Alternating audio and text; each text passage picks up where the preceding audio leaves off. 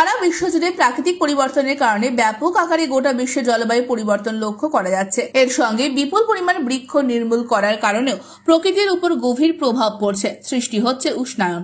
প্রায় প্রতি বছর লাফিয়ে বাড়ছে প্রকৃতির স্বাভাবিক উষ্ণতার পরিমাণ, যার জেরে ক্রমশই গলছে হিমবাহ, সৃষ্টি হচ্ছে নিত্য নতুন সমস্যা। আর প্রকৃতির এই সব পরিবর্তনের সব থেকে বেশি প্রভাব যাদের উপর পড়ে তারা হলো আমাদের পরিবারের শিশুরা।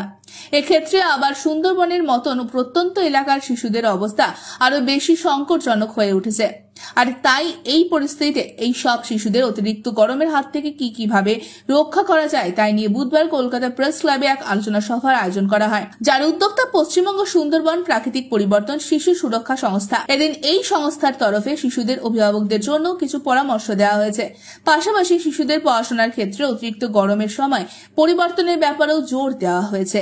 যে কর্মশালা আপনাদের এখানে অনুষ্ঠিত হলো, এই কর্মশালা নিয়ে আমি আর বিস্তারিত কিছু বলবো না, আপনারা সবটাই নিজেরা দেখলেন বা শুনলেন।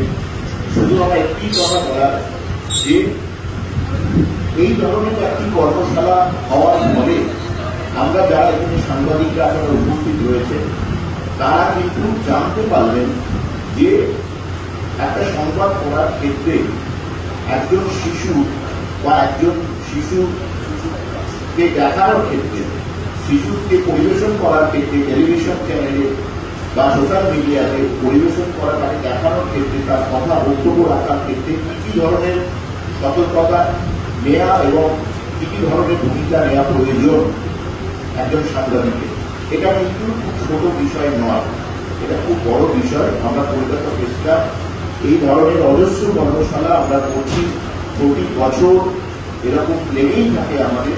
এই কারণ হচ্ছে যে আমরা মনে করি যে সাংবাদিক হিসাবে আমাদের অনেকগুলি দায়িত্ব আছে, সমাজে আমাদের কিছু ভূমিকা আছে, আমরা সেই দায়িত্ব সেইভাবেই পালন করি এবং এই ধরনের একাধিক কর্মশালা এখানে হয়।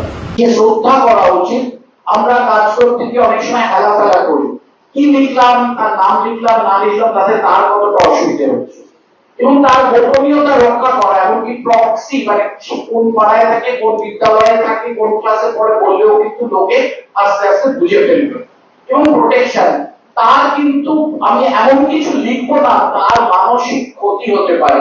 এই জিনিসগুলোর অনেক উদাহরণ আছে, অনেক নীতিমালা আছে, সেগুলো নিয়ে আলোচনা হবে। এবং এই যে চাইল্ড রাইটস এবং ক্লাইমেট চেঞ্জ, আমরা জানেন যে আমরা আমাদের জলবায়ু পরিবর্তনে প্রত্যেকেই ভুক্তভোগী।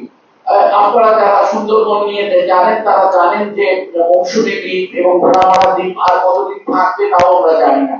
কলকাতা শহর কতটা জলের তলায় চলে যাবে তাও কেউ জানে না। এতে যারা সব থেকে বেশি ক্ষতিগ্রস্ত হন মহিলাদের সঙ্গে তারা হচ্ছে শিশুরা। যদি সচেতন ভাবে ভাবি তাহলে প্রতি বছর আমরা বলি মুখে যে প্রতি বছর গরম বেড়ে যাচ্ছে, হ্যাঁ, কিন্তু তার জন্য কি কিছু সক্রিয়ভাবে সচেতনভাবে করছি? আমাদের আবেদনটা সেটাই।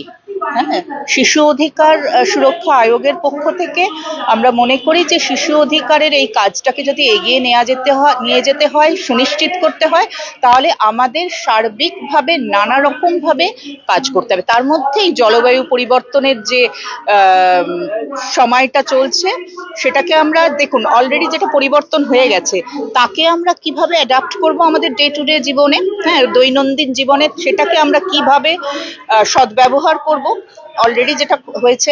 আর তারপরে আর যাতে জলবায়ু পরিবর্তন ক্ষতিগ্রস্ত না হয় এবং এই পরিবর্তন যেন আমাদের জীবনকে ক্ষতিগ্রস্ত না করে, তার জন্য আমরা কি করব। যদি আমরা জানি যে আগামী 20 বছর কি 30 বছরের মধ্যে কলকাতা ডুবে যেতে পারে ক্লাইমেট চেঞ্জের জন্য, যেহেতু একেবারে নদীর ইয়েটা সি লেভেল রাইজ করছে, যে 5টা শহর বলা হচ্ছে ভারত পৃথিবীতে ডুবে যেতে পারে, তার মধ্যে একটা কলকাতা। তো আমরা কি সেটা নিয়ে আদৌ চিন্তিত? মিডিয়া কি সেটা নিয়ে আদৌ কিছু লিখছে? যদি সেটা আটকাতে হয় তাহলে আমাদের কি করতে হবে? এই জিনিসগুলো যাতে সামনে আসে, এগুলোর জন্যই আমাদের এই কর্মশালা।